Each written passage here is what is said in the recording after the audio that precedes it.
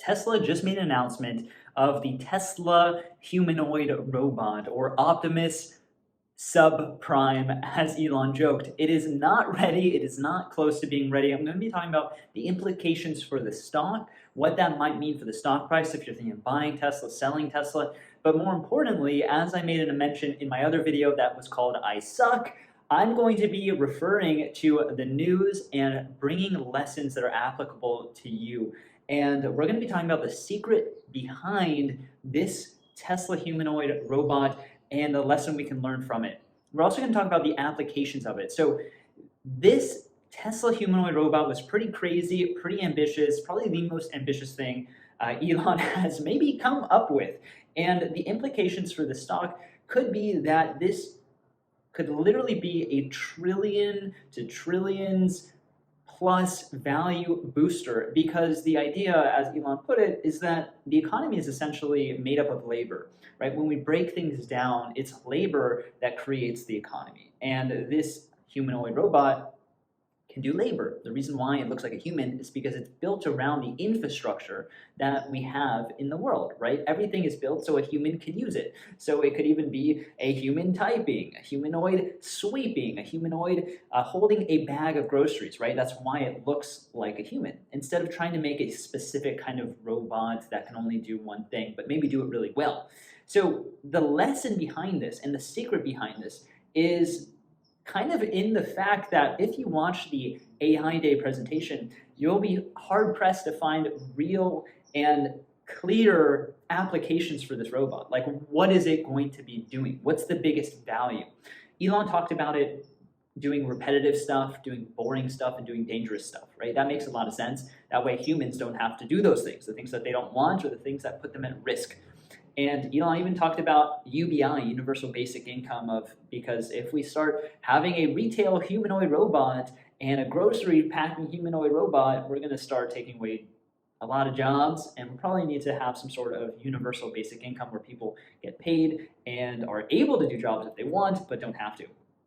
What's the lesson of all this? Well, I watched this presentation a couple times. I understood nearly nothing about the technical aspect. And I also didn't really understand, like, what was the reason, right? Whenever there's a good business, you are solving a big problem and you're usually clear on that. However, there's something else that is an important lesson. This is the secret behind the Tesla humanoid robot, and something that you should apply if you're working in business, if you're trying to learn new skills, if you're trying to reach your goals quicker. And that is what I've learned to be called the soccer strategy. The soccer strategy. I learned this from a colleague of mine that I look up to who makes millions of dollars. And the idea is that in soccer, or football, if you're in Europe, it's not like actual American football where there's specific plays and the coach will tell to play and there's a specific sequence of things.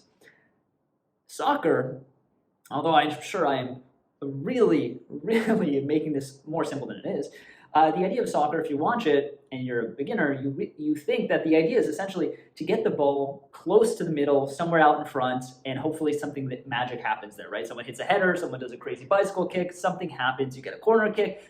The idea is to move the ball towards the middle, in front, near the goal that you're trying to score. And that is the Tesla humanoid robot. Doesn't know exactly how it's going to score, but it's trying to get closer and closer to there. Maybe it's going to be in manufacturing, right? And the robot is going to now be printing out new clothing, right? And sewing things.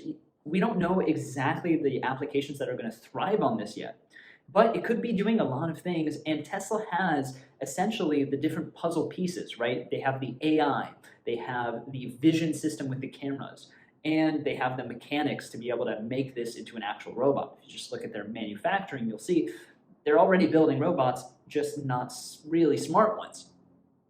So this is Elon's soccer strategy. He's not super sure exactly how it's going to pan out, but he knows he's moving towards the goal and trying to get it right in front of the goal. And this might be a 10-year project before it ever sees any profits or realizes any kind of real potential. I would say 5 years for something that's applicable and usable, and maybe another 5 years from that to start really seeing it affect the market price. could add trillions to the market cap. We will see. It's the most ambitious thing Elon has done. But also AI Day was to try to do the soccer strategy of trying to get the ball right close to the goal, not just with the product, but also with the talent, right? That was the point of AI Day. The sole goal was to try to recruit talent for artificial intelligence. And so how do you do that? You come up with some crazy idea, some amazing and really ostentatious goal that will attract people, and people will be able to start having their own vision and their own motivation to start working for a company that is out there trying to make the biggest change, probably.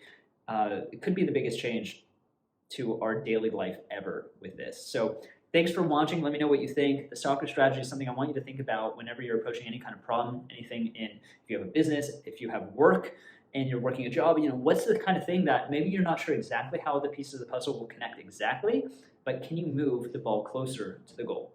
Thanks so much for watching. Subscribe if you want more videos that are now going to be about things that are happening in the markets, how it might affect the stock price, but really the lessons and principles we can learn from it. Thanks so much for watching, and I'll talk to you soon.